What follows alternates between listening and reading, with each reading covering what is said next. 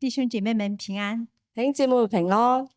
我分享的題目是同心傳福音，見證主大能。我今日分享嘅題目係同心傳福音，見證主大能。我先講我們愛家福音 Zoom 福音小組。首先我介紹我哋愛家福音嘅 Zoom 福音小組。這福音小組是在2022年開始的。呢個福音小組咧係由2022年開始，由敏玲、金葉、蘇姐、王源、顯平、小華、如意等同工一同配搭。由敏玲、金葉、蘇姐、王源、顯平、小華、如意等同工一齊配搭，每週一次，每個星期一次。我們盼望借着 Zoom 向親友們傳福音。我盼望藉住 Zoom 向親朋戚友傳福音。後來許多慕道朋友也先後參加了我們愛家團契的查經。後嚟好多嘅慕道朋友陸續加入我哋愛家團契嘅查經、教會的禱告會和靈修分享、教會嘅禱告會同埋靈修分享。這樣我們相聚的時間更多了，咁樣相聚嘅時間更加多。我們後來就改成每月一次。後嚟我哋嘅聚會就變成每個月一次。這些年來，我們親眼看見聖靈的工作。呢幾年我哋親眼睇見聖靈嘅工作，親友們的生命被改變，親友們佢哋嘅生命被改變。劉玲姐和賀大哥在線上決志信主，劉玲姐同埋何大哥喺線上面決志信主，並在病床前受洗。何大哥喺病床前受洗。今年初，何大哥安息主懷。今年年初，何大哥安息主懷。劉玲姐因着主所賜的平安和盼望，劉玲姐因住主所賜嘅平安同埋盼望，繼續參加我們的聚會，係繼續參加聚會。有一位好友因為他工作的關係，不能繼續參加我們的 Zoom 聚會。我哋有位好朋友因為工作嘅關係，唔可以繼續參加 Zoom 嘅聚會，但他介紹了一位范姐妹加入。但佢介紹咗一位范姐妹加入。後來范姐妹分享到 Zoom 幫助她在真道上成長。後嚟范姐妹分享喺 Zoom 上面係幫咗佢喺真道上面成長，以激勵她帶住孩子走親訪友傳福音，亦都激勵咗佢係帶住佢嘅小朋友去探親訪友傳福音。我們都知道有好幾位親友們信主，我哋都知道佢有好幾位親友都信咗主。我的嫂嫂，我嘅大嫂，她起初是坐在我哥的旁邊旁聽，佢一初只係坐喺我哥哥旁邊係旁聽，後來也信主了，後嚟都信咗主。她扔掉了她的佛教皈依證，佢掉咗佢嗰張佛教嘅皈依證，也去除了家中的偶像，亦都去除咗屋企嘅偶像，生命有了明顯的改變，生命係有咗明顯嘅改變。常常邀請他的朋友們加入我們的聚會，亦都經常邀請佢朋友參加我哋嘅聚會，並且我們為他代禱。我哋亦都為佢哋代禱。雖然 Zoom 組員嘅組員分享在夏威夷、新西蘭及中國各地，分散喺夏威夷、新西蘭同埋中國嘅各地，大家卻在透過雲端分享上帝的話語，但係大家都依然係透過雲端繼續去分享上帝嘅話語，蒙恩見證，蒙恩嘅見證。一位慕道友，他雖然沒有正式決志，有一位慕道友，雖然佢未係正式決志，但他已表明要信靠上帝，但係佢亦都表明佢要信靠上帝，除掉了他家中的偶像，佢去除佢屋企嘅偶像。上周一的晚上，我們還幾位姐妹還見證了一位，今年4月才參加 Zoom 聚會的一位姐妹的決志信主。喺上個禮拜一，我哋都親眼見證咗今年4月先至開始參加 Zoom 聚會嘅一位姊妹，佢決志信主。哈利路亞，感謝主！哈利路亞，感謝主！此外，我們還成立了一個微信的蒙福之路之外咧，我哋仲建立咗一個微信嘅蒙福之路群組，現在有70多人，而家係已經發展到70幾人。其中有许多是慕道朋友們，有好多都係慕道朋友。同工們就常常分享福音廣播、福音文章，還有靈修分享，有時候也有詩歌。喺群組裏邊，大家都分享福音廣播、福音文章、靈修信息等等，收到了美好的回應，好多美好嘅回應。在此我要感謝我們愛家團契的每一位同工的忠心擺上。喺呢一度要感謝愛家團契每一位同工佢哋嘅忠心擺上，在聚會內外的關懷帶導，喺聚會嘅裏外邊都關心代禱。也感謝我們牧師和主日學老師們的教導與栽培，亦都感謝我哋牧師、主日學老師佢哋嘅教導同埋栽培。好，第二部分我分享今年3月我回國和6月去加州的一些經歷。跟住落嚟咧，我分享一下3月份返中國同埋6月去加州嘅經歷。3月我回到家鄉樂山，3月份嘅時候，我返到去家鄉樂山。一位做護士的好友，他跟我分享他對聖經的渴慕。有一位護士朋友，佢向我分享咗佢對聖經嘅渴慕。他寫了很多個靈修筆記，很多本，寫咗好多嘅靈修筆記，也希望我向我的護士同學們傳福音，亦都希望咧我向我另外嘅護士朋友同學傳福音。有一次我們聚餐之前，有一次聚餐之前，我就請我們的姐妹們，我說先給我一些時間，讓我來分享福音，再禱告，再吃飯。我就同大家講，可唔可以俾幾分鐘我先向大家分享福音，再禱告食飯呢？沒想到他們都欣然同意，估唔到佢哋都會欣然嘅同意。我感謝這位姐妹，她平時默默的帶禱做鬆土的工作。好感謝呢位姊妹平日默默嘅鬆土做代禱嘅鬆土嘅工作。另外一個晚上，我邀請幾位親友們來到我家裡聚會。我邀請咗幾位親友嚟到我屋企聚會。有一位9歲的小女孩主動跟着媽媽來，有一位9歲嘅女仔主動嘅坐去媽媽嘅旁邊。她一坐下就說：我本來很膽小，但今天上帝感動我來向你們這群老美女傳福音。佢話：本來咧我好細膽，但係今日上帝係感動我向你哋呢一班 old lady 傳福音。我們都笑了，我哋都大笑。接着他分享自己的見證，鼓勵大家親近主。跟住落嚟，佢分享咗自己嘅見證，亦都鼓勵大家係親近主。我問他如何親近主，我問佢：你點樣親近主啊？他就回答說：每天讀經、禱告、唱讚美詩。佢就話每日讀經、禱告、唱讚美詩。他還真帶着我們一起唱詩讚美主。佢真係帶住大家一齊唱詩讚美主。不會禱告的，他一句一句教。有唔識禱告嘅朋友，佢一句一句教佢哋，令我們十分感動，令到我哋十分嘅感動。當時在場的一位新朋友，當時嘅喺當中嘅一位新朋友，他就說：今天我是親眼看見一個小女孩這樣傳福音，我願意信主。今日我因為睇住一位9歲嘅小女孩為喺呢度傳福音，我願意決志信主。當晚我就帶領他做了決志禱告。當晚我就帶領佢做咗決志禱告。如今他已在我們的 Zoom 聚會上，也去當地的教會，也帶領朋友去教會。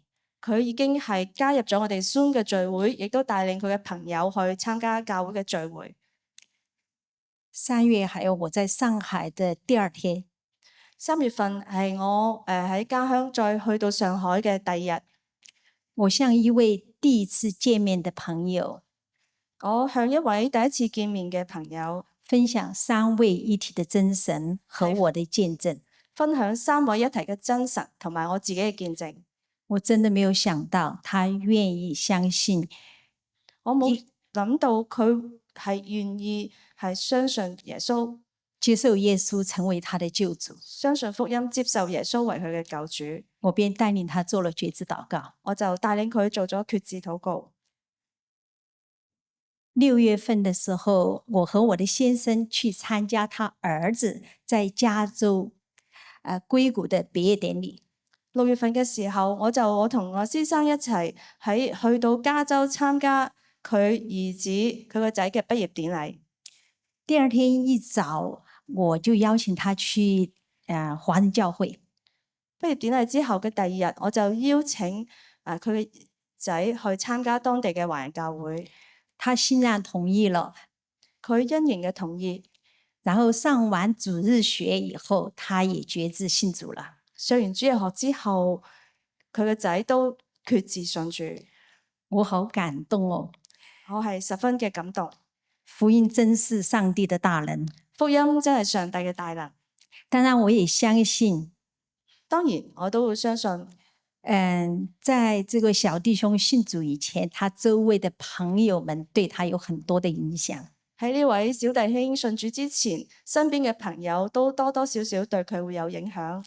他周圍的朋友就有3位是我們教會長大的孩子。佢嘅朋友其中3位都係我哋教會長大嘅孩子，做了美好的見證，亦都係為主作咗美好嘅見證。感謝主，感謝主。好，我傳福音的一點體會。係第3，我要講講我傳福音嘅機會。有時候我們傳福音好多年哦，都沒有見果效。有時候我哋傳福音好多年都冇乜果效，甚至遭到誤解、嘲笑和打壓，甚至係遭到誤解、嘲笑或者係打壓。求主幫助我們不要灰心，求主幫助我哋唔好灰心，多多禱告讀經，要多啲嘅禱告讀經。因為唯有主的話能夠堅固我們的信心。因為唯有主嘅話先可以堅固我哋嘅信心。第二是，無論我們走到哪裡，第2就係無論我哋去到邊，傳福音不孤單，傳福音都唔會孤單。上帝總會為我們預備同工，上帝總會係為我哋預備同工，讓我們彼此配搭傳福音，讓我哋彼此配搭傳福音，見證主的大能，見證主嘅大能。感謝讚美主，感謝讚美主。福音是上帝的大能，福音係上帝嘅大能。謝謝，多謝。好，時間交給牧師。弟兄姐妹大家晚安。弟兄姊妹晚安。我第一次帶着花圈講道，我第一次帶住個花環喺度講道，真的可以感受到夏威夷的熱情。可以感受到夏威夷嘅熱情。我在從台灣來的路上，在日本轉機，喺台灣過嚟嘅時候咧，我喺日本轉機，遇到一個夏威夷本地的居民，咁咧就喺嗰度咧就遇到一位夏威夷本地嘅居民喎。他就跟我說：你要去夏威夷啊？佢就問我啦，你要嚟夏威夷啊？他說：你知道有風暴要來嗎？你知唔知啊？有個風暴要過緊嚟喎。我就在想，上帝很幽默。我話上帝，你做咩咁幽默啊？上禮拜有一個颱風直撲台北，上個星期咧有個台灣咧衝住個台灣就打過去。我帶我的老婆去海邊度假。我帶我個太太嗰個時候咧，帶個太太去海邊嚟度假。這禮拜我來到夏威夷講道。呢個星期咧，我嚟夏威夷講道，住在海邊看着颱風要來，住喺個海邊就睇住個颱風要過嚟，連續2週，連續2個星期。我在想上帝到底要對我說什麼？我就喺度問啊，上帝你要話啲咩俾我聽咧？今天是宣教年會的第一個晚上，今晚係我哋宣教年會嘅第一個晚上。每當我被邀請講宣教年會的時候，每次我受邀請嚟講宣教年會嘅時候咧，我都會不斷地反覆強調我要講一篇的信息，叫做無與倫比的福音。我每一次都會反覆咁強調話，我一定要講呢一篇信息，就係叫做無與倫比的福音。你會說，牧師啊，我們是請你來講宣教年會耶。咁你問牧師有冇搞錯啊？你係講宣教年會喎，不是來講佈道會耶。唔係喺度講佈道會喎。為什麼要講福音呢？點解要嚟講福音呢？讓我慢慢來解釋。咁我慢慢同大家解釋下。10年前的第9屆世界華人福音大會，喺10年前係第9屆嘅華福福音大會。當時強調門徒訓練的重要。當時咧係喺度強調門訓嘅重要性。而10年過去了。10年之後咧，非常感恩許多的教會開始強調門徒訓練。非常之感恩嘅係好多嘅教會都喺度強調門徒訓練。但上帝也很幽默。但係上帝係有啲幽默，給了我們一個 COVID， 俾咗我哋帶嚟咗個新冠疫情，來檢驗我們的門徒訓練是玩真的還是玩假的。就藉住呢個熱情咧，就嚟檢測下我哋呢個門徒訓練係真嘅咧，定係假嘅咧？看重門徒訓練是好事，睇到呢個門徒着重呢個門徒訓練咧，係一件好好嘅事情。但在今天我們卻看到有3個危機。但係今日咧，我哋同時亦都睇到有3種嘅危機。第一個就是我們的門徒訓練似乎過度的宗教化。第一點就係似乎我哋嘅門徒訓練咧係過分咁樣宗教化。什麼意思呢？咩意思呢？就是我們的門徒訓練好像只跟教會裡面的生活有關。就好似話我哋嘅門徒培訓咧係只係同教會裏頭嘅生活有關係，但是好像跟我們的日常生活沒有太大的關係。似乎同我哋日常嘅生活咧係冇咩關係。這是第一個危機。呢個係第一個危機。而第二個危機是個人化。而第二個危機咧就係個人化，就是我們的門徒訓練好像只關乎要建造自己。就好似話我哋呢啲門徒訓練只係着重於要建造個人自己，可是常常跟宣教的使命是脫節的。經常咧就係同呢個宣教嘅使命咧係脫節嘅。好像宣教只是宣教委員會的事情，就好似呢個宣教只係宣教委員會嘅事情嚟嘅啫。其他的人我們就顧好自己就好了。咁我哋其他各位咧就自己顧好自己就好啦。而第三個是我們的門徒訓練過度的世俗化。第三個危機就係我哋嘅門徒訓練係過度嘅世俗化。你說什麼意思呢？咁你話咩意思啊？就是我們所謂的成功人生，就係話我哋嘅成功嘅人生，基本上是跟這個世界對成功的定義一模一樣。基本上就係同呢個世界上對成功嘅定義係一模一樣嘅，頂多加上2個，最多就係多2份嘅啫。第一個是每個禮拜日要來聚會，最多就係多咗2樣嘢，就係話每個星期要嚟教會參加聚會，要定期的奉獻。第二個咧就係要定期奉獻。可是我們對於什麼是一個成功的基督徒人生，但係對於一個咩叫做係一個成功嘅基督徒嘅人生咧，似乎跟這個世界對成功人士的定義是差不多的。係咪真係同呢個世界對成功人士嘅定義係差唔多咧？小時候要乖，細個時候咧就要聽話啦，要好好讀書，要好好地讀書。畢業之後找到一份好的工作，畢咗業之後啦，就揾到一份好嘅工作，好的工作之後買一棟好的房子，然之後咧買間好嘅屋，娶一個好的老婆或嫁一個好的老公，娶一個好好嘅太太或者嫁一個好好嘅先生，然後再生一個好的孩子，然之後咧再嚟生翻個，然後再重來一次這個孩子。再生一個好乖嘅細路仔，然之後再重複一次。然而，我們對成功的定義到底是來自這個世界，還是來自上帝的話語呢？所以我哋對呢個成功嘅定義係來自於呢個世界咧，定係嚟自上帝嘅說話咧？這是我們今天需要誠實面對的。呢個係我哋今日要好誠實咁嚟面對嘅事情。那麼我們是如何走到今天這一步的呢？咁我哋係點樣行到今日呢個地步嘅咧？可以幫我放下一頁。請幻燈下一頁。我很喜歡一本書，我好中意呢本書，是加拿大的哲學家 Charles Taylor 所寫的。係加拿大嘅一個作者，佢叫做 Charles Taylor，佢寫嘅。這本書叫做《世俗時代》A Secular Age，就係書名叫做係真我世代。世俗時代。世俗時代。他強調說，我們今天這個時代的精神是什麼呢？佢強調就係我哋今日呢個世代嘅精神係乜嘢？他用了一個字叫做真我世代 The Age of Authenticity。佢就用咗呢個詞叫做真我世代，就是認為今天的時代告訴我們最大的善就是做自己。佢就話俾我聽，就話呢個時代認為最大嘅善就係我哋做自己。強調我們的時代強調說要抗拒一切外在力量對我們的定義。我哋係要強調嚟拒絕所有外在嘅事情對我哋嘅定義。要用獨特的方式展現自己。要用一種非常之獨特嘅方式嚟展現表現自己，嚟表現我哋自己。而在這樣的一個時代當中，而喺咁樣嘅一個時代當中咧，忠於自我變成最重要的道德的善。忠於自我就變成一種最重要嘅道德上邊嘅善啦。一個徹底邪惡的人，一個徹底邪惡嘅人咧，但只要他邪惡的忠於自我，但係只要佢呢種邪惡係邪惡到忠於自我嘅話，似乎比那些奉公守法但不斷壓抑自己慾望的人更被大家所讚許。似乎就比嗰啲奉公守法但係同時又極度咁壓抑自己嘅人咧，更加算係一個受歡迎嘅人。好像在我們這個時代，你只要敢愛敢恨敢說敢做，好似喺呢個時代，你只要敢愛、敢恨、敢說、敢做，你就有機會紅，你就有機會變成一個紅人，你就有機會出頭，你就有機會出頭，甚至成為 KOL 意見領袖。甚至可以成為一個領袖人物。在今天這樣的一個時代裡面，喺咁樣嘅一個世代當中，會不會一不小心，我們也把福音給個人化了？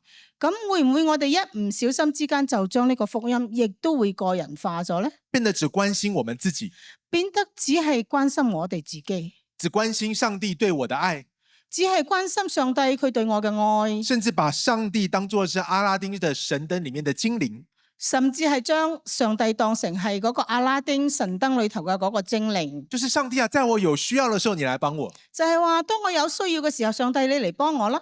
但在我沒需要的時候，你好好待着，不要過來。但係我冇需要嘅時候咧，你就喺一邊企埋一邊，唔好嚟打擾我。其實包括作為一個牧者，其實包括我哋做牧者，有時候我也會想，有時候我都會咁諗，上帝啊，禮拜天晚上你也休息一下吧。上帝啊，唔該你禮拜日晚黑你都休息下啦，唞下啦。我是渴慕你的同在啦，我係非常之渴望你有你嘅同在，但你要不要也休息一下？但係好唔好你都唞下咧？會不會一不小心，我們都把福音給縮小了，會唔會一個唔小心，我哋將呢個福音縮細咗，變得只關乎個人的需要而已？變成只係關乎我哋自己個人嘅需要？然而，這卻不是聖經對福音的理解。但係呢個真係唔係福音對聖經嘅了解。保羅在以弗所書第3章這邊說，保羅喺以弗所書第3章裏頭咁樣講，他為教會禱告，佢為教會祈禱。禱告什麼呢？咁佢禱告啲咩呢？是我們能夠明白基督的愛是何等的長闊高深。就係要使我哋能夠明白基督嘅愛係何等嘅長闊高深。所以今天我想要從這4個角度，所以今日我就係想透過呢4個角度來解釋福音是如何的長闊高深，嚟試着解釋一下福音係如何嘅長闊高深。首先是關於福音的高度。首先我哋嚟講下福音嘅高度。馬可福音第1章14、15節，耶穌這邊說，耶穌來到加利利宣講上帝的福音。馬可福音1章14到15節裏頭講俾我聽，耶穌嚟到加利利嚟宣講上帝嘅福音。那這個福音是什麼呢？咁呢個福音到底係咩呢？是日期滿了，上帝的國近了。就係話日期滿了，上帝的國近了。你們要悔改，要信福音。你們要悔改，信福音。所以福音是關乎上帝的國啊。所以福音係關乎上帝嘅國。這提醒我們，福音不只是關乎個人的拯救。所以提醒我哋嘅就係話，福音唔單單係關乎我哋個人嘅拯救，也不只是關乎教會的增長，亦唔單止係關乎教會嘅成長，其實是關於上帝的國度的臨到。其實係關乎上帝嘅國度嘅臨到。什麼是國度呢？咁咩叫上帝嘅國度呢？就是上帝掌權的地方，就係上帝佢喺度掌權嘅地方。你會說，董牧師，那這個是個消息，可是怎麼會是一個好消息呢？咁你就會問啦，董牧師，呢個係一個消息，但係你點解會話呢個係個好消息呢？我們這個時代最討厭有王來管理我們了，不是嗎？喺我哋呢個時代最唔中意嘅就係有一個王喺度管住我哋。我們看人類的歷史，我哋翻轉頭睇下人類嘅歷我們史，看華人的歷史。我哋睇下我哋華人嘅歷史。最近我去看了一部電影，叫做這個奧德修斯。最近我睇咗部電影叫做《奧德修斯》。我們看到這世界的王是踩着人們的屍體往上爬的。我哋睇到呢個世界嘅王係踩住啲人嘅屍體往上爬，為了要成就自己的榮耀，係為要成就佢自己嘅榮耀，犧牲了他所統治的人。佢犧牲晒所有佢要統治嘅人。然而，基督做王是一個好消息。但係基督佢作王反係一個好消息。關鍵不只是他做王，關鍵嘅唔單單係佢做王，而是他是一位怎樣的王？而係佢係一位點樣嘅王。這個世界的王是為了自己的榮耀而捨棄臣民的性命。呢個世界嘅王咧，係要為着自己嘅榮耀嚟捨棄成民，而我們的上帝卻是為着我們能夠有份於他的榮耀而捨了自己的生命。而我哋嘅上帝咧，係為要為我哋嚟捨咗佢嘅命。所以當基督做王的時候，這是一個好消息。所以當基督佢嚟做王嘅時候，就係一個好消息。這是為什麼上帝的國借着耶穌基督的生死跟復活臨到，是一個天大的好消息。呢個就係點解上帝嘅國佢藉住耶穌基督嘅生死復活，成為咗一個好消息。所以當我們在經歷人生的各樣的風浪的時候，就係當我哋人經歷各種嘅風浪嘅時候，不要忘記往上看，我哋唔好忘記要抬頭望下上邊，不只看到風暴，唔單止我哋睇到嗰個風暴要嚟，而是看到在風暴之上的上帝。我哋更加係要睇到喺呢個風暴上邊有上帝，他如今作王掌權了，佢係已經作王掌權，這是福音的高度。呢個就係福音嘅高度。其次是關乎福音的深度。係其次咧，就係關乎呢個福音嘅深度。你會說，既然福音是關乎上帝的國，咁你話既然福音係關乎上帝嘅國，那上帝的國什麼時候才會來到呢？咁上帝嘅國咩時候先至嚟到呢？路加福音17章，法利賽人也問了這個問題。喺路加福音17章裏頭，法利賽人都問咗同樣嘅問題。耶穌回答說，耶穌就回答話：上帝的國來到，上帝嘅國來到，不是眼睛看得見的，唔係眼睛看得見的，人也不能說看啊在這裡，或說在那裡，人也不能說看啊在這裡，或說在那裡，因為上帝的國就在你們心裡。因為上帝的國就在你們心裡。這裡讓我們看到呢度我哋就睇到上帝國度的臨到，上帝國度嘅臨到，上帝的掌權，上帝佢嘅掌權不單單是在我們的外在行為，唔單單係喺我哋嘅外在行為裏頭，更是在我們的裡面的深處，我們的心裡，更加係喺我哋嘅心靈嘅深處，喺我哋嘅心裏頭，是由內到外的一個全人的掌權。係一種從裏到外嘅對全人嘅一種掌權。我很喜歡一本書，叫做《情感健康的門徒》。我好中意一本書，個名叫做《情感健康嘅門徒》。這本書就是不斷在強調，呢本書就喺度不斷咁樣強調，我們不單我們的理智要順服上帝，唔單止我哋嘅理智要嚟順服上帝，包括我們的情感，包括我哋嘅情感，我們的意志，我哋嘅意志，我們內在的這個心理活動，我哋內在嘅心理嘅活動，也都要讓上帝來治理，都要讓上帝來治理。都要請上帝嚟治理。而這本書的作者，呢本書嘅作者咧，他列出了情感不健康的靈性症狀。佢列出咗情感唔健康嘅一啲靈性嘅症狀。我只是隨便列了5個在上面。我只係隨便咁樣選咗呢5點。請大家今天晚上不要用這5個症狀來評估你的配偶。請大家千祈唔好用呢5點嚟評估你嘅配偶，也不要用它來評估我們周遭的弟兄姐妹。亦都唔好按照呢個嚟評估你周圍嘅弟兄姊妹。用它來評估自己好嗎？我哋用佢嚟評估我哋自己。第一個是什麼呢？第一個係咩呢？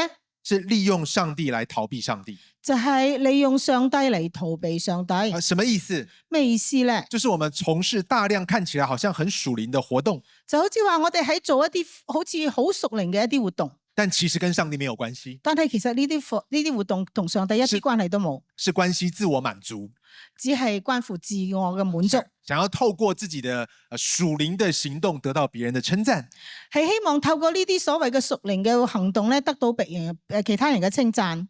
我們透過利用上帝來逃避上帝。我哋透過利用上帝嚟逃避上帝。第二個是，第二點咧就係漠視我們的憤怒、哀傷跟恐懼。漠視我哋嘅憤怒、哀傷同埋恐懼。我想要說根據我個人淺薄的觀察，根據我個人啲好淺薄嘅觀察，這方面弟兄更嚴重一點。好似弟兄喺呢一點上邊咧就更加嚴重一啲。就是我們對我們的情緒，有的時候不太能夠掌握得了自己到底有什麼感受。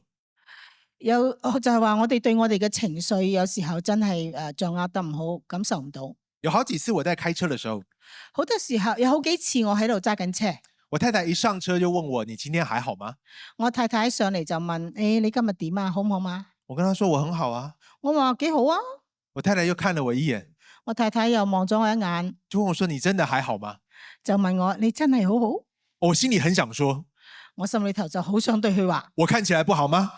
唔通我睇起嚟咁唔好咩？是你心情不好吧？係你自己唔好啫係嘛？你幹嘛一直問我好不好？你點解一直喺度問我好唔好咧？但是很多時候，但係好多嘅時候，當我真的安靜下來，當我能夠安靜落嚟嘅時候，我發現我的太太的感受是非常敏銳的。我發現其實我太太嘅感覺係好敏銳。可能我真的是因為一些事情而在不開心，可能我的確嗰時候係因為有啲事情喺度唔開心，只是我自己沒有意識到自己的情緒。只係我自己根本都冇意識到我自己嘅情緒。可能是別人的一個眼神，可能係其他人嘅一個眼神，別人不經意的一句話，或者係其他人唔經意嘅一句話，或者你期待別人要說，但是別人卻沒有說的話。又或者係你好希望嗰個人會講，但係佢又冇對你講嘅一句說話。其實我裡面是有不舒服的，其實我心裏頭的確係有啲唔舒服，可是我卻沒有去面對它。但係我就冇嚟面對佢。當我們過度的否認自己的情感的時候，當我哋過度咁嚟否認我哋嘅情感嘅時候，其實這削弱了我們愛他人的能力，其實就喺度削弱咗我哋愛他人嘅能力，也削弱了我們愛上帝跟愛自己的能力。亦都削弱咗我哋愛上帝、愛自己嘅能力。而第三個症狀是什麼呢？第三個症狀就係咩呢？是否認過去對現在的影響。就係否認過去對而家嘅影響。其實我們的過去影響了我們的現在的。其實我哋嘅過去對我哋嘅現在係有影響。我舉一個例子，舉個例子，今天在聚會前，今日嚟聚會之前，教會非常的貼心，問我要不要用耳掛式麥克風。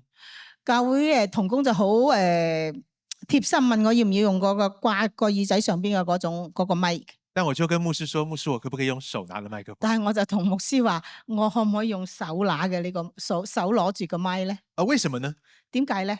因為幾年前，就係喺幾年之前，有一次當我在一個特會講道的時候，有一次我就喺個特會裏頭喺度講道。他們給我配備了一個非常高級的耳掛式麥克風。佢哋咧就俾咗我一個好先進嘅、好高級一個耳掛式嘅咪，高級到你戴上去感覺不到它的存在。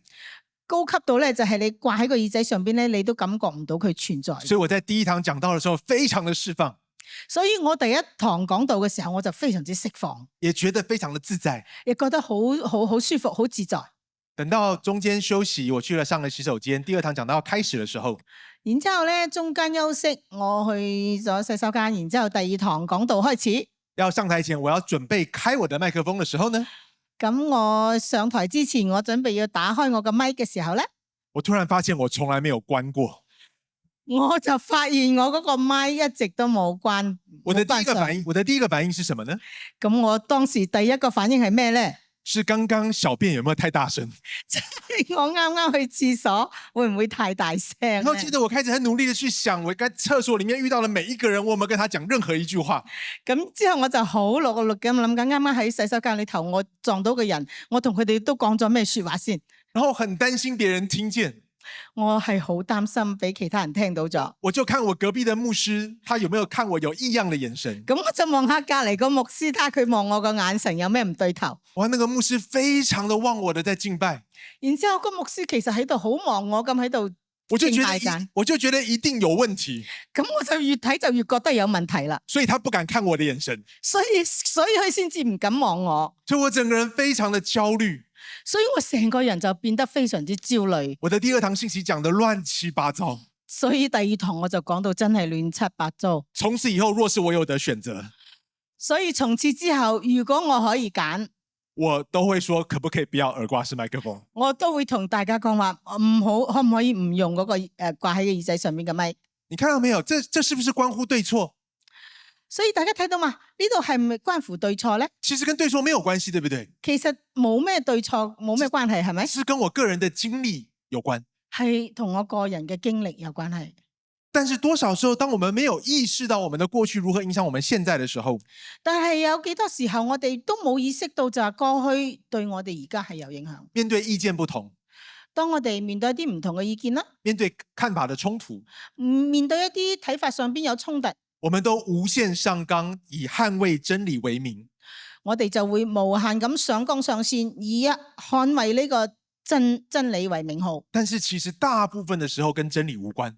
但係其實好多嘅時候，絕大部分嘅時候同呢個真理係冇關係。我爸爸是教會的長老，我爸爸咧係教會嘅長老，從小看他們這群長老在治理教會，咁我就從細都有睇住呢群長老喺度治理教會。在我幼小的心靈就有一個結論，喺我嗰個幼小嘅心靈裏頭咧，就有個結論，教會領袖之間的衝突，就係教會領袖之間嘅衝突90%跟真理無關，90%同真理都係冇關係。還是有跟真理有關的哦，當然都係同真理有關係，可是比例真的蠻低的。但係個比例其實真係好大。大部分的時候跟什麼有關呢？大部分嘅時候係同咩有關係呢？跟面子有關，同個面子有關呢？跟個人的喜好有關，同你個人嘅喜好有關呢？跟我們過去的經驗有關，同我哋過去嘅經驗有關係。跟利益有關，跟同啲利益有關係，跟人與人之間過去的恩怨有關。甚至係同人與人之間過去嗰啲恩怨有關。上次你擋我的提案，上次你擋咗我嘅提，這一次你不論提什麼，我都一定有理由可以反對你。呢次無論如何我都要擋返你。所以這是第4個症狀，所以呢個係第4個症狀，用屬靈的借口逃避真正的問題跟就衝突。係用屬靈嘅藉口逃避真正嘅問題同埋衝突。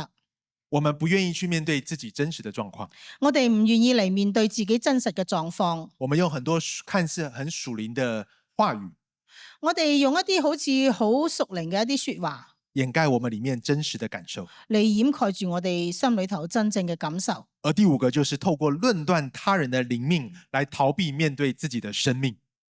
第5點就係透過論斷他人嘅靈命嚟逃避面對自己嘅生命。很多時候我們發現，好多時候我哋都發現，當要跟別人分享自己的生命境況的時候，當你喺同其他人分享自己嘅生命嘅狀況嘅時候，我們講來講去好像也講不出新東西。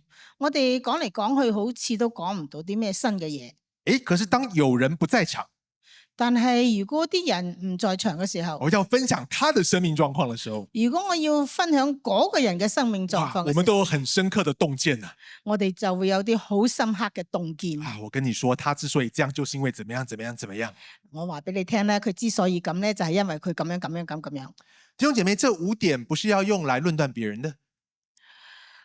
弟兄姐妹，呢5點唔需要論斷其他人，而是要用來檢視我們內在的生命。唔係用嚟檢視其他人，而係用嚟檢視我哋自己內在嘅生命。我不知道這5點你中了幾個？我唔知道喺呢5點裏頭你中咗幾條？我全部都中。我係全部都有。然而，這正是關鍵。但係關鍵就係喺呢度啦。我們何時意識到這件事情？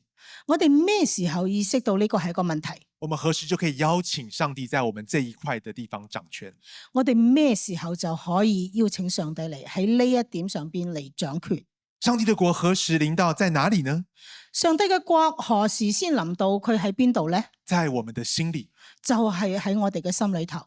而如果你打開聖經，如果你翻開本聖經，你會發現上帝的國在你們的心裡還有另外一種翻譯方式。上帝嘅國在我們嘅心裏，仲有另外一種講法，就是上帝的國在你們中間。好，下一章，謝謝。就係上帝嘅國就在你們中間。你說到底是哪一個翻譯才是對的呢？咁你話到底邊個翻譯先係啱呢？我認為都對。我就認為都啱，因為希臘文的原文這兩個的意思都有。因為喺希臘文嘅原文裏頭，呢兩個意思都有。所以其實它是它是用一個雙關語。所以其實喺呢度咧係一個雙關語。上帝的掌權不單在我們的心裡，上帝嘅掌權唔單止喺我哋嘅心裏頭，也在我們的中間，亦都喺我哋中間。因此，上帝的掌權不單單是關乎在我個人的身上。因此，上帝嘅掌權唔單止係喺我個人嘅身上，也包括在我們的家庭，亦都係喺我哋嘅家庭，在我們的職場上，喺我哋嘅職場上邊，在我們跟他人的公共的關係當中，喺我哋同其他人嘅關係裏頭，在我們在上網的網絡活動裡，甚至喺我哋上網嘅呢啲網絡嘅活動上邊，上帝的國要臨到我們的全人。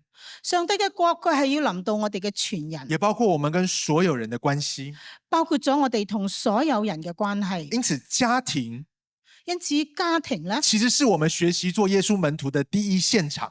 其實就係我哋嚟學習做耶穌門徒嘅第一個現場。我們在教會學了很多關於門徒訓練的教材，很好。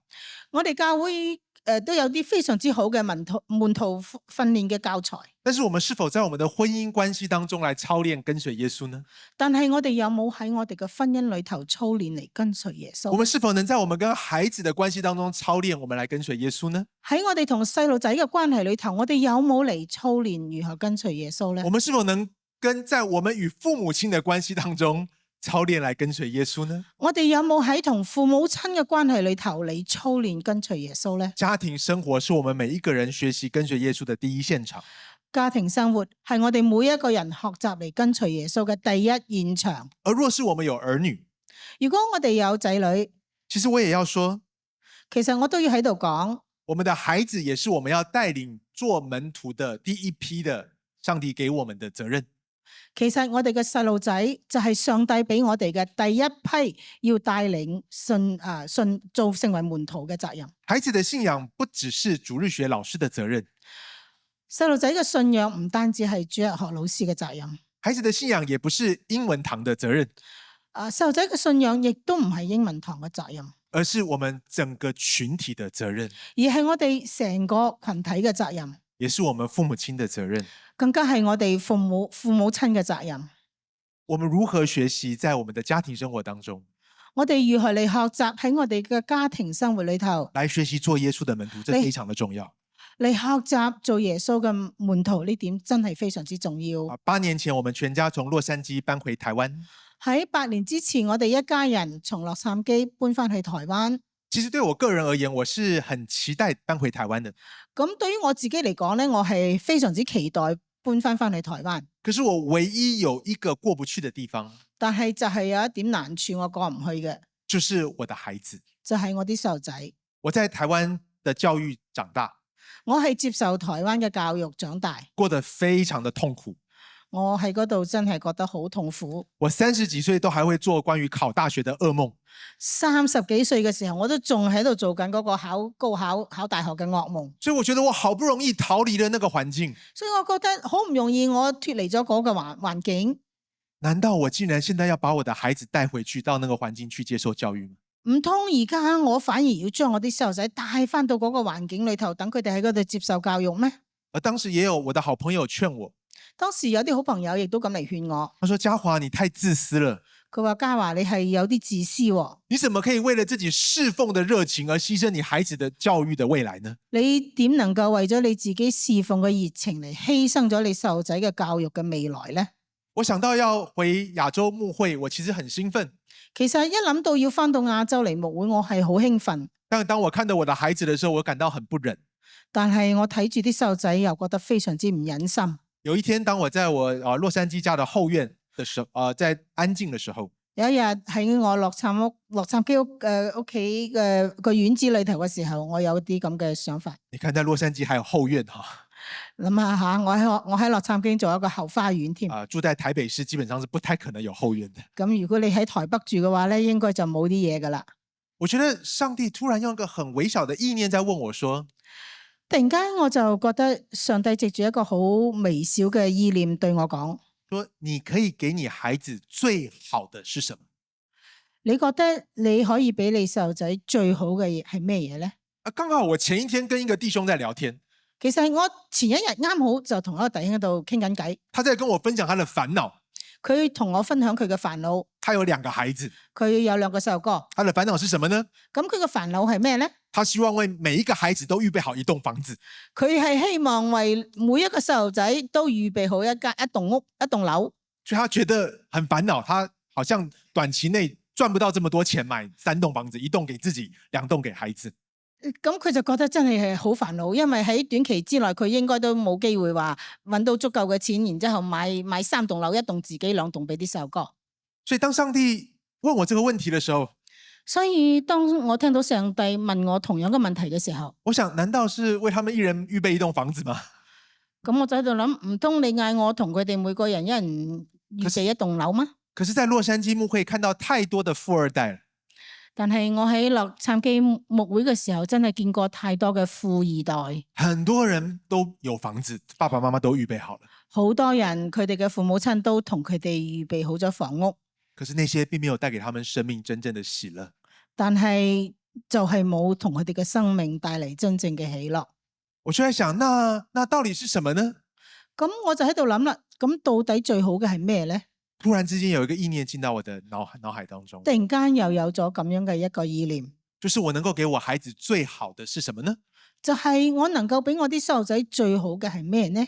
是一個忠心跟隨基督的生命。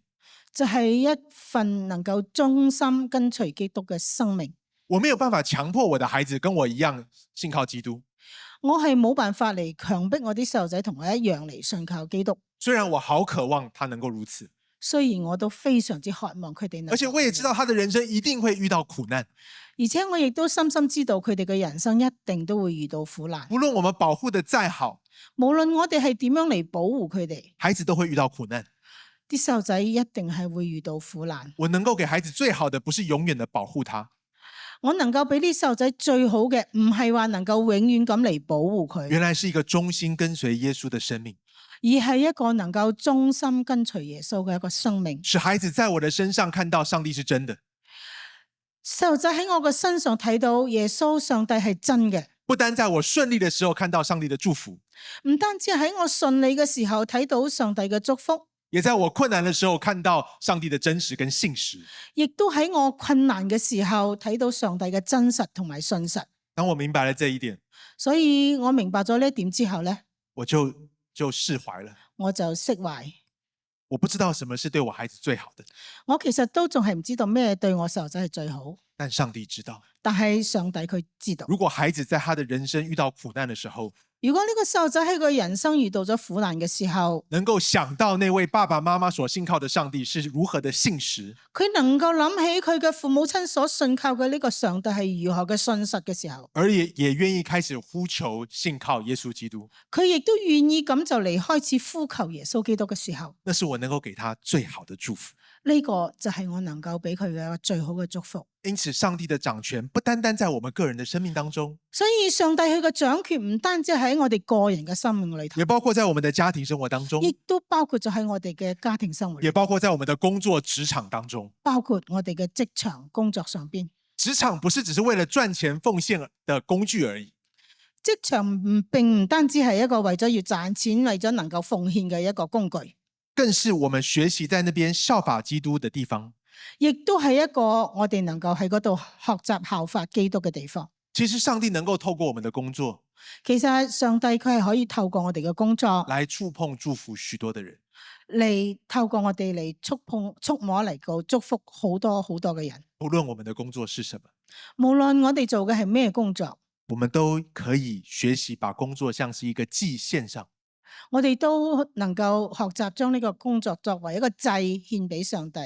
有一次我在香港要坐飛機回台灣，有一次我就喺香港坐飛機要返台灣，我那天一定要回去，嗰日咧我係一定要趕返去嘅。可是那天遇到颱風，但係嗰日咧颱風天氣，又是颱風，又係颱風。為什麼我那天一定要回去呢？咁點解我一定要喺嗰日返去呢？因為隔天我兒子要受洗，因為第二日我個仔要受洗，所以我無論如何，我覺得我一定要回到台灣。所以我覺得無論如何我一定要返去。可是很多班機取消，但係好多航班都取消咗，我就在香港的機場一直等，一直等，一直等，我就喺個香港機場一直咁喺嗰度等，非常的累，等到好攰。我就點了一杯咖啡。咁我就去買咗杯咖啡。結果當我拿到那個咖啡的時候，咁我攞到嗰杯咖啡嘅時候咧，是一杯 latte。係一個拿鐵。我看到上面有一個畫，用那個拉花拉了一個笑臉。我就睇到咧嗰個咖啡上邊咧就有個笑臉。哇！突然之間我的心情整個都就開朗起來。突然間我個心就開咗。我就看着那個做咖啡的那個 waiter，我就睇住嗰個幫我做呢個調呢個咖啡嘅嗰個 waiter，我就跟他說謝謝。我就對佢講咗聲唔該，多謝。一個 barista，一個 waiter 的工作，呢個 waiter 嘅佢嘅工作能夠祝福人，係可以祝福人。我們要問上帝，在我們的工作當中，我哋要嚟問上帝，我哋嘅工作我们不单学习效法基督，喺我哋工作裏頭，我哋唔單止也透过我们的工嚟效法基督，作来服侍祝福他人。亦要藉住我哋嘅工作嚟服侍、嚟祝福他人。因此福音也上帝的国不单单是临到我们的个人身上，所以上帝嘅國唔單止係臨到我哋個人嘅身上，而也当临到我们生活的每一个领域。亦都會臨到我哋生活嘅每一個領域裏頭。这是关于福音的广度。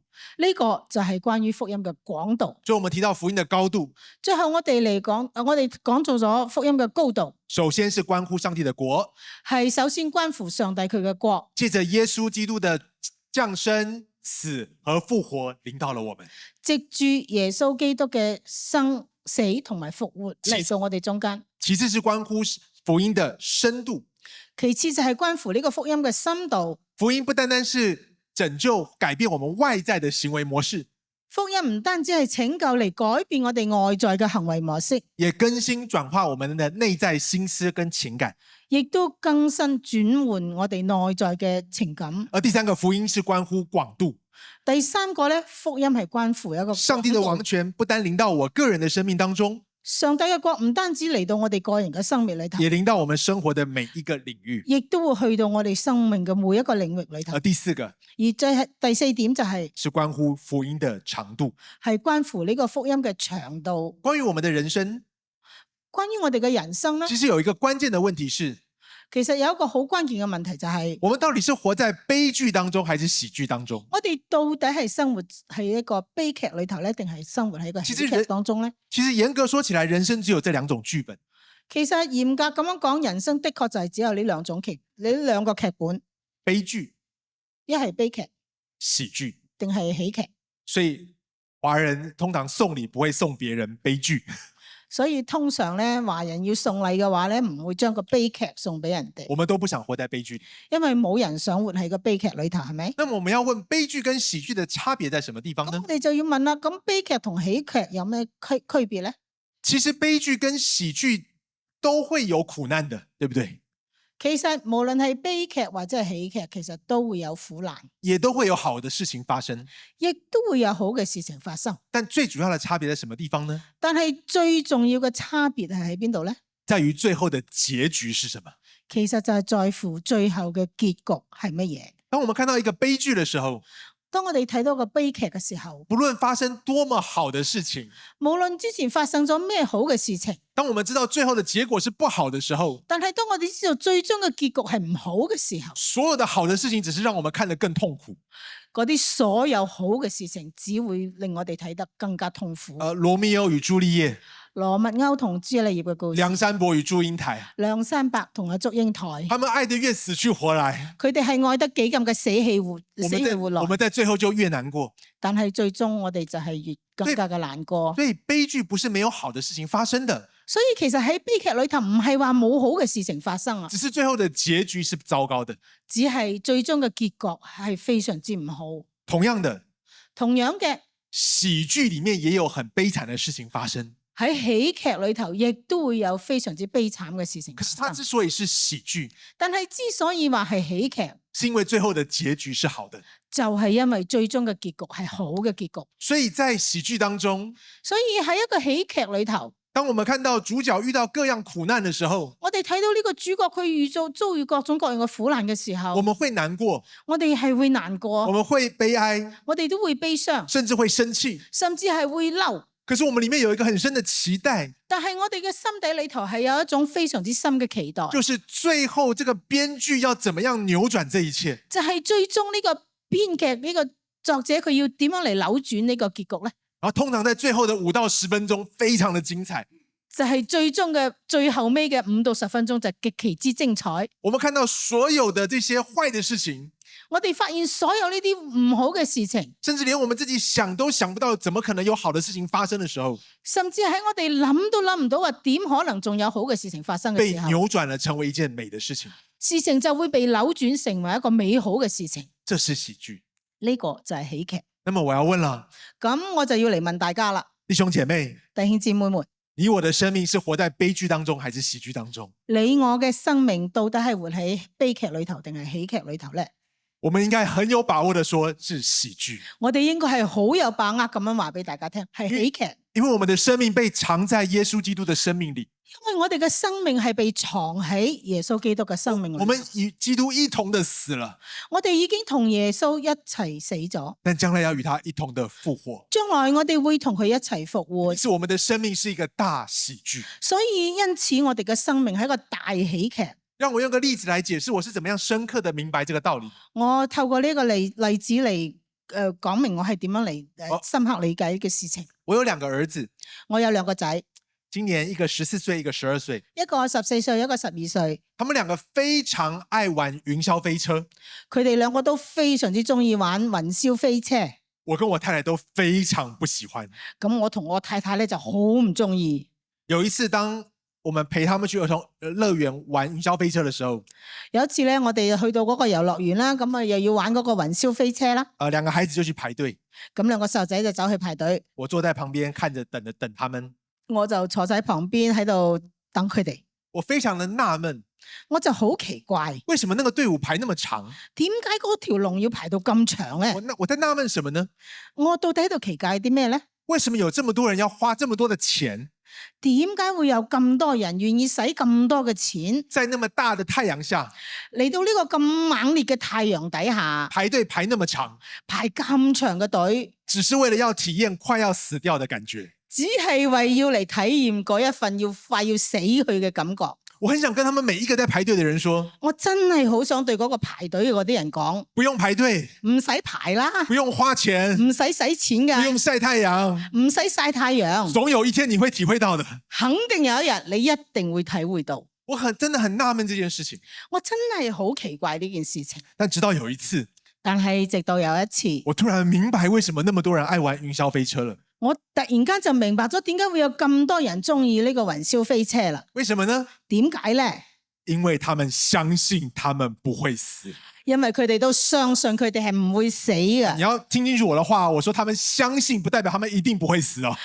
大家請聽清楚下，佢哋係相信，但係唔代表佢哋唔會死啊。因為歷史上是有出過意外的，因為喺歷史上真係雲霄飛車有出過意外嘅。可是因為他們一個錯誤的信念，但係就係因為佢哋有呢個錯誤嘅信念，或者至少是不完全準確的信念，或者至少講係個唔係十分之準確嘅信念，都能夠徹底的改變他們的體驗。呢種咁嘅信念都能夠徹底改變佢哋嘅體驗嘅時候，那麼我們這些有確據我們將來會復活的人，咁我哋在座嘅所有呢啲有確據將來我哋能夠復活嘅人，這是否會改變我們面對人生一切風浪的體會跟體驗呢？呢個係咪就能夠改變我哋面對人生嘅一切苦難風浪嘅體驗同？因為這些人他們相信他們不會死，因為呢啲人佢哋都相信自己唔使死，所以當他們坐上雲霄飛車的時候，所以當佢哋坐上呢個雲霄飛車嘅時候，無論多可怕，無論佢係有幾咁可怕，但他們相信2分鐘之後，但係佢哋相信2分鐘之後，他們會活着回到月台。佢哋一定會活着落翻個月台嗰而度。這樣的一個信念，同樣呢個信念，使得他們在經歷那個最可怕的坡道的時候，當佢哋通過嗰個最恐怖嘅嗰個坡道嘅時候，那些玩得很多經驗的人都知道那裡有個相機，嗰啲玩得好有經驗嘅人咧，甚至攞起嗰個相機，在最可怕的地方，他們還可以放手尖叫比耶。喺最恐怖嘅地方，佢哋甚至係張開雙手喺度歡呼。這不就是聖經上所講的向着死亡誇勝嗎？呢個唔正係上經裏頭講嘅向着死亡誇勝咩？弟兄姐妹，我們這些有真正復活確據的人，我哋在座呢啲真正有復活嘅確據嘅人，這世上是有苦難，呢個世界上係有苦難，我們會面對疾病，我哋會嚟面對啲疾病，甚至若是主沒有再來，我們都會經歷暫時的死亡。甚至係當主仲未翻嚟嘅時候，我哋都會經歷死亡。但我們有一個確據，但係我哋有一種咁嘅確據，因為耶穌基督已經復活了，因為耶穌基督佢已經復活，凡信靠他的人也要復活。凡信靠他的人也要復活。我們豈不是也能夠向着死亡誇勝嗎？所以我哋豈不是能夠向住個死亡誇勝咩？耶穌基督的福音提醒我們，耶穌基督嘅福音提醒我哋，福音也是關乎時間的長度，呢個福音亦都係關乎時間嘅長度嘅，最終的結局是好的。最終嘅結局係好嘅。因此我們可以向着死亡誇勝。因此我哋能夠向住死亡誇勝。弟兄姐妹，唯有我們明白我們的福音是何等的長闊高深，弟兄姊妹，唯有當我哋明白呢個福音係何等嘅長闊高深嘅時候，是多麼的無與倫比，係幾咁嘅無與倫比嘅時候，我們才會有真正的宣教的動力。我哋先至會有呢一種真正嘅嚟宣教嘅動力。當我們看到所愛的人在受苦的時候，當我哋睇到我哋所愛嘅人喺度受苦嘅時候我們，好渴望跟他分享我哋真係好希望能夠同佢這分享，個世上真正的君王，話俾佢聽呢個世界上最真正嘅君王，真正的掌權者，真正嘅掌權者，他愛你，佢係愛你，他為你我的罪而死，佢係為咗你我嘅罪而死。而且不單如此，唔單止係咁樣，如果耶穌只是死了，如果耶穌佢只係死咗，他頂多是一個爛好人，佢最多就係一個爛好人，但是他復活了。但係佢復活，因此這位君王不單是愛我們的君王，所以耶穌佢唔單止係愛我哋嘅君王，而且是從死裏復活大有能力的君王。而且佢係一個能夠從死裏復活大有能力嘅君王。你願意讓這位君王在你的生命當中掌權嗎？你願意讓咁樣嘅一位君王喺你嘅生命裏頭掌你權嗎？你願意讓這位君王拯救你的人生嗎？你願意讓呢個君王嚟拯救你嘅人生嗎？你願意讓你的人生交在耶穌基督救主的手中嗎？你願意將你嘅人生交俾耶穌基督呢位救主嘅手裏頭嗎？唯有我們明白福音是多麼的好，唯有當我哋明白到呢個福音係幾咁嘅好，我們才會有真正宣教的動力。我哋先至能夠有真正宣教嘅動力。不論是在本地傳福音的工作，無論係喺本地傳福音嘅工作，或是本地跨文化傳福音的工作，或者係喺本地跨文化嘅傳福音嘅工作，也包括去到遠方的宣教工作。又或者係去到遠方嘅宣教工作。因此今天的最後，所以喺今日最後嘅時候，我想要分享一個常常幫助我經歷福音的一個操練。想同大家分享一個幫助我經歷福音、操練福音嘅一個。我姑且稱它叫福音五問，幫我放下一張。我將佢稱之為福音嘅五問，就是我們需要天天常常經歷福音的大能。就係話我哋每一日要經常都要嚟經歷到福音嘅大能。而因此，當我在生命當中遇到困難跟挑戰的時候，所以當我喺生命裏頭遇到困難或者係挑戰嘅時候呢，我常常問自己這5個問題。我就經常會問自己呢5個問題。這5個問題幫助我不斷地去經歷福音的大能。呢5個問題幫助咗我不斷咁樣經歷到福音嘅大能。第一個問題我會問：發生了什麼事情？第一件事我就問：發生咗咩事？很多時候我們的心理困難，好多時候我哋心裏頭有困難，我們心裡煩躁焦慮，我哋心裏頭好煩好焦躁，可是我們連到底發生了什麼都講不清楚。但係我哋其實係連發生咗咩都講唔清楚。所以第一步要問的是，到底發生了什麼事？所以第一個要問嘅就係發生咗咩事。而第二個我會問自己，我有什麼樣的情緒？第二個問題就要嚟問啦，我有啲咩情緒喺呢頭？我不是問自己我有什麼想法哦，我唔係問自己有咩諗法喎，因為我們很容易在想法上自我欺騙。因為好多嘅時候我哋好容易就喺自我諗法上邊就係自我。可是我們的情緒通常比較誠實。但係通常我哋嘅情緒比較誠實。我問自己，到底我有什麼樣的情緒？我會問我到底有啲咩情緒喺裏頭呢？而第三個，第三點就係我會有什麼樣的情緒，跟我活在什麼樣的故事裡有關。我有咩情緒，其實係同我活響邊一個故事裏頭有關係嘅。所以我會問自己，我活在哪個故事中？所以我會問自己，我活喺一個咩嘅故事裏頭？我舉個例子，我舉個例子吓。我從小到大在學校被同學欺負的時候，自細到大咧，我喺學校裏頭咧，俾其他人蝦嘅時候咧，你知道我的情緒是什麼嗎？你哋知道我嘅情緒係咩嘛？要不要猜一猜？大家要唔要諗下咧？估下。憤怒、憤怒、喜樂，哇！這個喜樂。我的生命還有一段距離。我個生命仲有一段距離去體會喜樂。我從小到大每當被欺負的時候，自細到大我俾人蝦嘅時候，我的第一個情緒是羞愧。我第一個情緒反應係羞愧，我覺得我對不起我的家人。我覺得我真係冇面對住我啲家人，對唔住佢哋。為什麼我會有這樣的情緒呢？點解我會有呢種情緒呢？因為我活在一個錯誤的故事裡。因為我係活喺一個錯誤嘅故事裏頭。我的爺爺是浙江溫州人。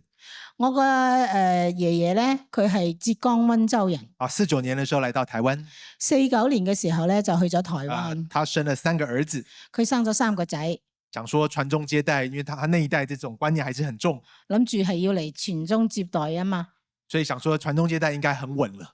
所以諗住3個仔傳宗接代冇問題啦。結果他的3個兒子生了一堆的女兒。結果呢個3個仔咧就生咗成紮嘅女仔。我絕對不是說重男輕女是對的哦。我唔係，我喺度唔係話俾大家聽重男輕女。我只是在我爺爺的思想當中，他是那個年代的人。只係話喺我阿爺嘅思想裏頭，佢嗰一代人只有我一個孫子，得我係男孫，所以他給我起的名字叫做董家華。所以佢同我起咗呢個名叫做董家華，因為他的名字叫做董國華。因為佢個名叫做董國華。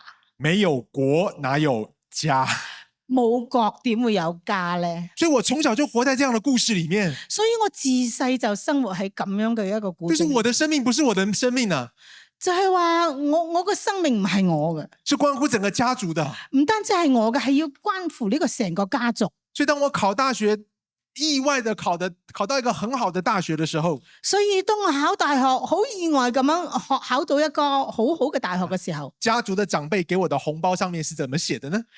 家族嗰啲長輩佢哋俾我嘅紅包上邊寫咗啲咩字？大家上面寫董家之光。上邊寫住董家之光。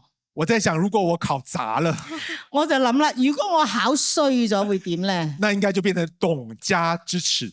應該就會變成董家之恥。所以我一生都活在這樣的故事裡面。所以我成世人都活喺咁樣嘅一個故仔裏頭。所以因為這個故事，所以我才有那個情緒。就係因為呢個故事，所以我先至會有咁嘅情緒。很多時候我們只停在情緒。好多時候我哋停在認識自己的情緒，我哋就停留咗喺認識自己嘅情緒呢上。可是我們要往下挖，說我們到底是活在哪一個故事裡，以至於我會有這樣的情緒。但係我哋要繼續嚟挖一下，到底我哋係活咗一個咩故事裏頭，先至會產生咗咁嘅情緒。第4個，咁然之後第4點，我就會問自己，那麼福音如何挑戰我的故事？我就要嚟問我自己，咁樣福音佢係點樣嚟挑戰我嘅故事？如何揭露我活在一個錯誤的故事裡？點樣嚟揭露出我係活喺呢個錯誤嘅故事裏頭咧？然後第5個，我該如何跳脫我的反射動作，來活在福音的故事裡？第5點就係我應該如何嚟跳脫反射動作嚟活喺呢個故事裏頭。好，我用最後3分鐘來解釋，用最後3分鐘嚟解釋，用個例子來解釋。藉住呢個例子。幾年前有一次我在外面服侍了一整天，回到家。幾年前咧，我就喺出邊服侍啦，一日忙咗一日，翻到屋企。我需要講一個很重要，我們家裡的分工。先同大家講一個好重要嘅事情，就係我哋屋企裏頭嘅分工。我的太太包了所有的家務。我個太太咧，佢係承包咗所有一切嘅家務。只有2個是我的責任。只有2件事係要我做嘅，洗碗跟倒垃圾。就係洗碗同埋倒垃圾。有一次，當我服侍了一整天，很晚10點多回到家的時候，所以有一日咧，我喺出邊服侍咗一整日，翻到屋企已經10點幾，我非常的累，我攰到咩咁？我看着我的太太坐在沙發上，我就睇住我個太太，佢坐喺個沙發上邊，她沒有起來迎接我，佢冇起身嚟歡迎我，也沒有跟我說老公你回來了，辛苦了，甚至冇同我講話老公啊，你翻嚟啦，辛苦晒啦。她在看着她的手機，佢喺度望住自己嘅手機，然後跟我說，然之後話俾我對住我講，老公洗碗槽裡的碗還沒洗，老公嗰個洗碗槽裏頭仲有啲碗未洗下。我不知道為什麼我那天聽到這句話，我突然好像要炸掉的感覺。唔知點解嗰日我聽到佢咁講嘅時候，我成個人就好似要爆炸。我很生氣，我真係好嬲，我甚至有一個衝動想立刻回說，我甚至有一種衝動要即刻對佢講，我知道裡面的碗都沒有洗，我知道嗰裏頭啲碗未洗，但裡面沒有一個是我用過的。但係嗰啲碗冇一隻係我用嘅。但我的理智告訴我不要這樣說，但係我嘅理智話俾我聽，唔可以咁樣講，說了你就不用睡覺了。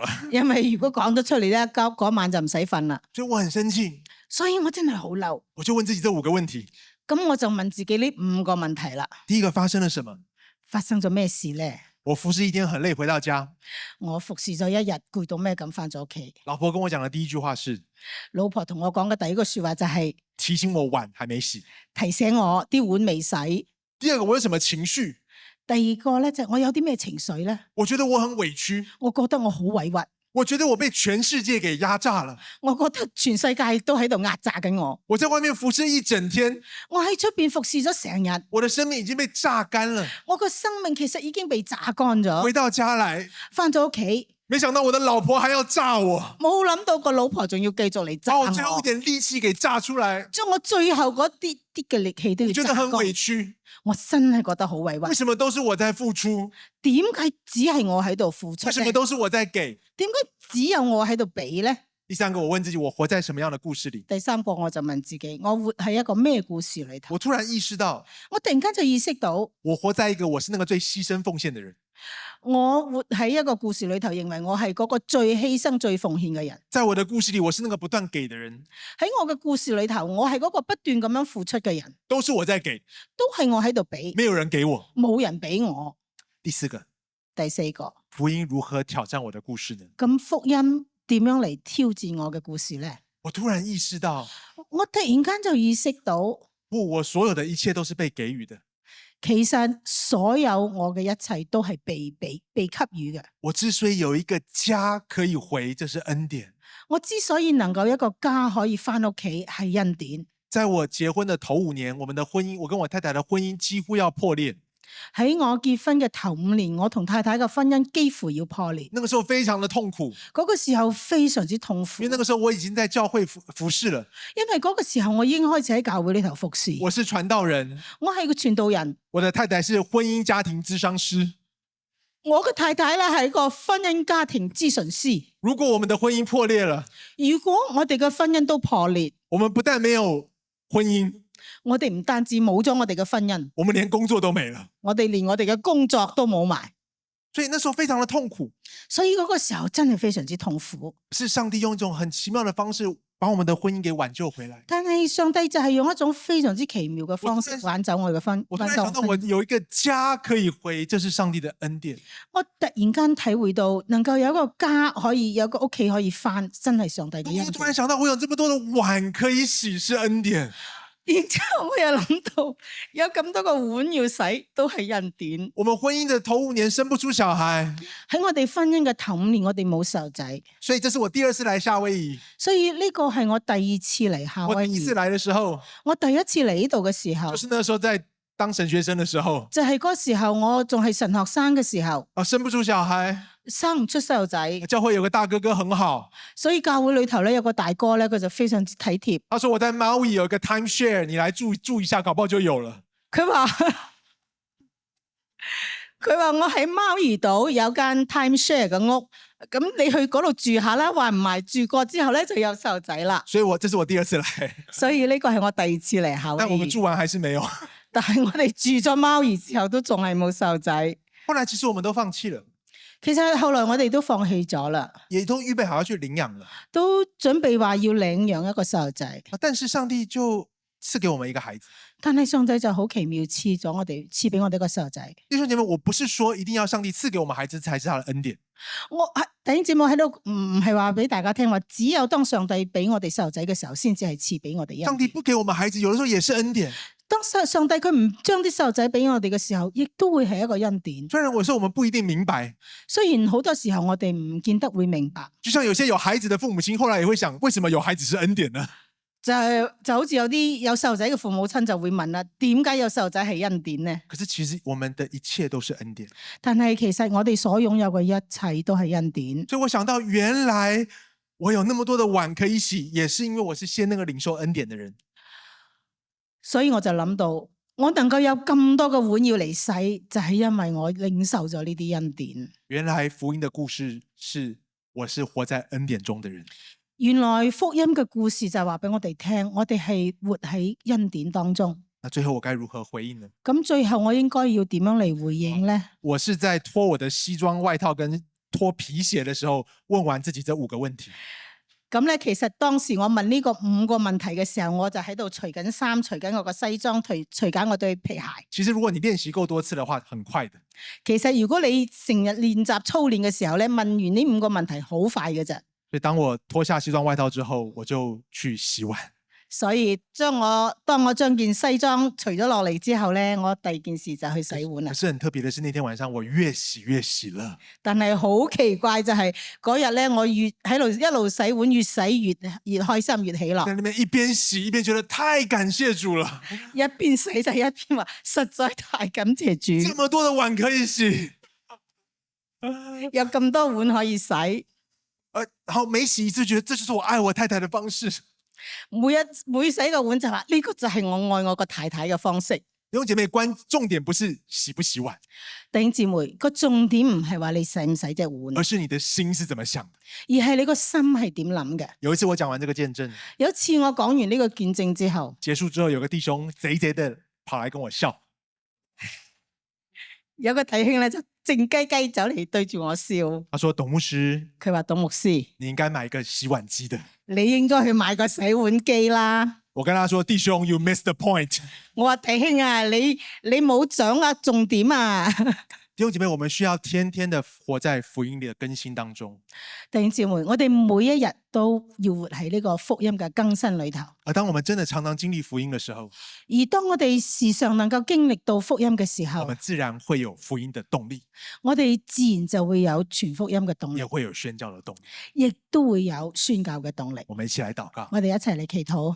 天父，謝謝你，天父上帝，多謝你，你的福音真的是大能，你嘅福音真係大能，不單在我們信主的那一刻拯救我們，唔單止喺我哋信主嘅嗰一刻拯救我哋，也在我們信主之後的每一天拯救更新我們。亦都係喺我哋信主之後嘅每一日嚟拯救更新我哋。主，我祝福我們每一個今天在場的弟兄姐妹，主啊，祝福我哋在座嘅每一位弟兄姊妹。從今天開始，從今日開始，我們常常經歷福音的大能，我哋時常經歷到福音嘅大能，發自內心感恩你的拯救，我哋發自內心嚟感恩你嘅拯救，也發自內心渴望把這麼好的消息分享給我們周遭的所有人。亦都發自內心咁樣願意嚟將呢個大好嘅消息分享周圍嘅人。我們這樣同心的禱告，我哋同心祈禱，奉耶穌基督的名奉耶穌基督嘅名 ，Amen。 ，Amen。